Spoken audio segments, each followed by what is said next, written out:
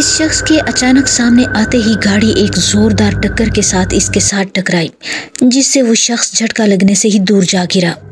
कुल्हाड़ी इसके हाथ से छूटकर सड़क पर ही गिर गई और दूसरा लम्हा इन सब पर बहुत भारी था, क्योंकि इतनी जोरदार टक्कर लगने के बावजूद वो मास्क पहने शख्स यूं उछलकर दोबारा खड़ा हो गया था जैसे इसे किसी गाड़ी ने नहीं बल्कि किसी ने हाथ से हल्का सा धक्का दे दिया हो। गाड़ी की टक्कर लगते ही मर्द ने जल्दी से गाड़ी एक साइड पर रोक दी थी, वरना बेकाबू होने से वो उलट भी सकती थी। वो गाड़ी के अंदर से इस गिरते हुए शख्स को खौफजदा नजरों से देख रहे थे कि अचानक इसके दोबारा उठकर इनकी गाड़ी की तरफ बढ़ते देखकर जैसे इन्हें होश आ गया हो, और मर्द ने जल्दी से गाड़ी दोबारा स्टार्ट करके आगे बढ़ा दी। लेकिन इस बार वो अपने होश में था और इसने दोबारा गाड़ी इस सामने आने वाले शख्स पर चढ़ा दी। गाड़ी एक बार फिर इसके जिस्म से टकराई, लेकिन इस बार इन्होंने इसका अंजाम देखने की बजाय गाड़ी बड़ी तेजी से आगे बढ़ा दी। बैक मिरर में इन्हें वो शख्स सड़क पर लेटा दिखाई दिया। यूं लगता था जैसे इस बार इसे ज्यादा चोट लगी थी, शायद इसलिए वो दोबारा उठता दिखाई नहीं दिया। इस सारी सूरत हाल में रात के 11:30 बज चुके थे। वो काफी लेट हो गए थे, वरना इस वक्त वो श्याम नगर के नजदीक पहुंच चुके होते। गाड़ी तेजी से फर्राटे भरती सड़क पर दौड़ती जा रही थी और फिर जल्द ही वो मेन सड़क से दाईं तरफ बनी एक और सड़क पर मुड़ गए। ये छोटी सड़क जो तकरीबन 12 फुट चौड़ी होगी, सीधी श्याम नगर के अंदर जाकर खत्म होती थी। सुबह और शाम के वक्त इसी सड़क पर सफर करके बस मेन सड़क पर पहुंचती थी, जो सीधी शहर की जानिब जाती थी। इस वक्त गाड़ी में जो ड्राइविंग सीट पर विराजमान मर्द था, इसका नाम मंजूर अहमद था, जिसका शहर में एक बर्तन बनाने वाला छोटा सा कारखाना था, जिसमें 25 से 30 अफराद मुलाजिम थे।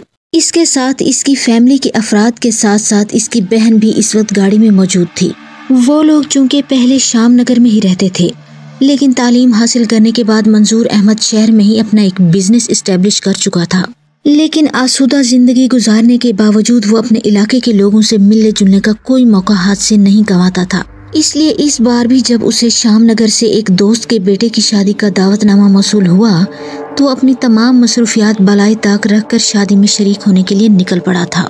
दिन भर काम काज निपटाकर उन्होंने रात को सफर करना ज्यादा मुनासिब समझा था, ताकि मौसम भी ठीक होगा और वो सुकून से श्याम नगर पहुंच जाएंगे।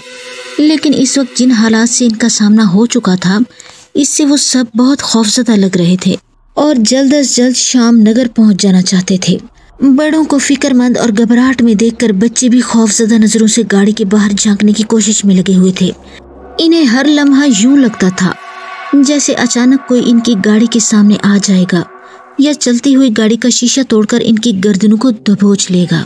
इसी खौफ की कैफियत में वो सफर करने पर मजबूर थे। ये छोटी सड़क तकरीबन 40 किलोमीटर तवील थी और अभी इन्हें मजीद सफर करना था। सड़क के दोनों तरफ घने दरख्त थे, जिनके दूसरी तरफ कुछ नजर नहीं आ रहा था, और हर गुजरता लम्हा इन पर खौफ तारी कर रहा था, जैसे अचानक दरख्तों के अंदर से कोई और बला उछलकर इनके सामने नमूदार हो जाएगी। गाड़ी में हर कोई खामोश था और खौफजदा नजरों से बाहर देख रहा था। पीछे बैठी औरत मुंह ही मुंह में कुछ पढ़ने में मसरूफ थी। गालिबन वो दुआएं वगैरह पढ़ने में मसरूफ थी। और फिर इनका खौफ इन सब पर गालिब आ गया। एक बिन मानिस की शक्ल और जिसामत में, जिसके तमाम जिस्म पर स्याह घने बाल थे, गाड़ी की रोशनी में सड़क पर टहल रहा था। इसके टहलने का अंदाज यूं था जैसे कोई अपने घर के बागीचे में चहलकदमी कर रहा हो। इसका फासला बमुश्किल 50-60 फुट होगा, लेकिन गाड़ी की रोशनी में इसके खदो खाल साफ दिखाई दे रहे थे। इनकी समझ में नहीं आ रहा था कि सड़क छोटी होने की वजह से क्या करें। जाहिर है दोनों तरफ घने दरख्त थे और ये बला भी शायद इन्हीं दरख्तों के अंदर कहीं रहती होगी, जो इस वक्त ऐन इनके सामने मौजूद थी। इसे सामने देखकर इन सब की खौफ से चीखें निकल गईं। खुद मंजूर अहमद भी घबरा गया। वो चूंकि इस इलाके में रह चुका था, लेकिन इस तरह के भयानक वाकयात इसने पहले कभी नहीं देखे थे। हो सकता है श्याम नगर के बासियों से शायद ऐसी चीजों का वास्ता पड़ चुका हो, लेकिन वो श्याम नगर पहुंचते तो इन्हें मालूम होता। अभी तो वो खुद भी इन मसाइल में उलझे हुए थे और अपनी जान बचने की दुआएं मांग रहे थे। वो बिन मानिसनुमा इंसान गाड़ी की रोशनी देखकर दांत निकाले हुर्रा रहा था।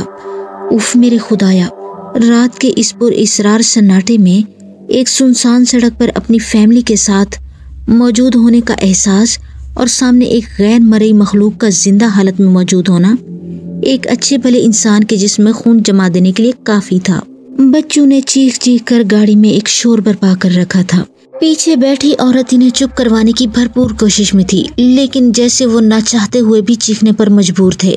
خود اس عورت کی اپنی حالت پتلی ہو رہی تھی۔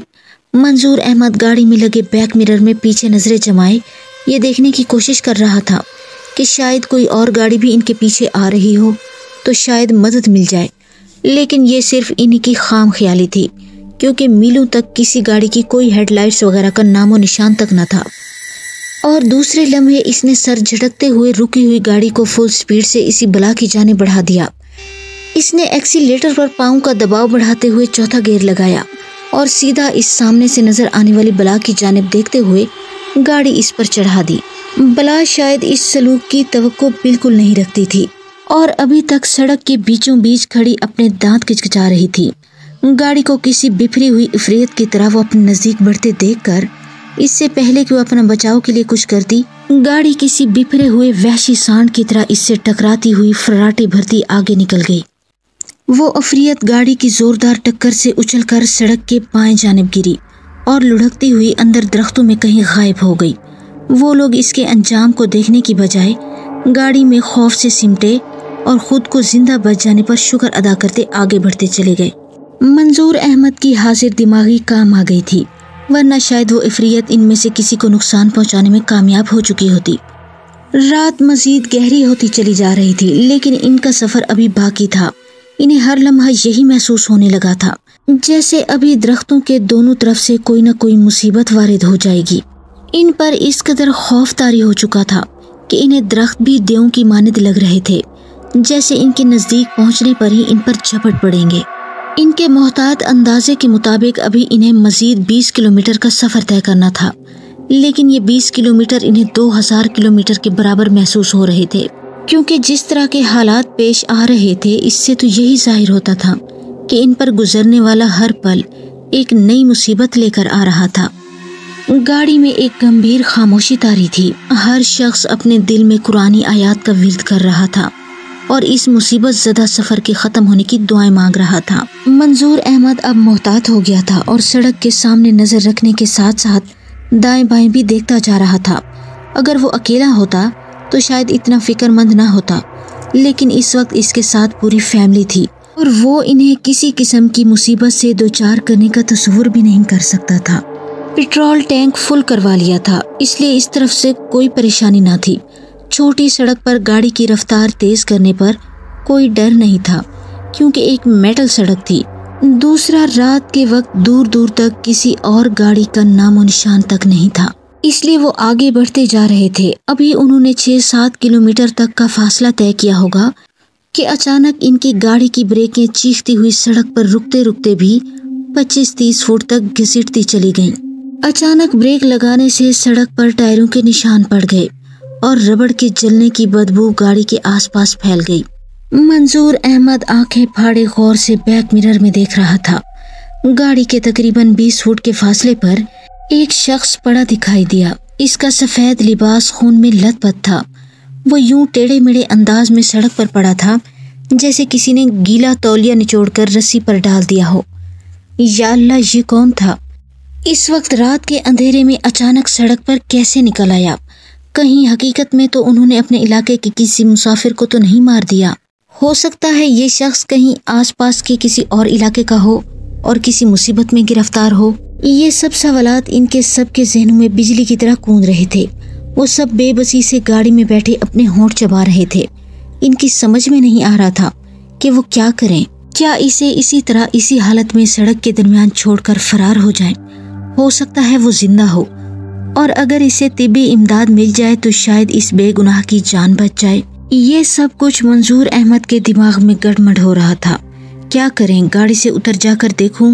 منظور احمد کی آواز گونجی اور وہ سب یوں اچھل پڑے جیسے گاڑی میں کوئی بم پھٹ پڑا ہو، کیونکہ وہ سب خوف سے آنکھیں پھاڑے گاڑی کے پیچھے سڑک پر خون میں لت پت اس شخص کو دیکھنے میں مصروف تھے۔ نہیں، جلدی سے یہاں سے نکل چلو، پتہ نہیں یہ حقیقت میں کوئی انسان ہی ہے یا اس بھیس میں کوئی مصیبت۔ ساتھ بیٹھی اس کی بیوی نے جواب دیا۔ اس کی آواز میں لرزش تھی، شاید وہ بہت خوفزدہ ہو گئی تھی۔ بچے سہمے سہمے اپنے ساتھ بیٹھی اس عورت سے چمٹے ہوئے تھے۔ Please like, comment and subscribe the channel Shehzad Khan Horror Stories and thanks for watching.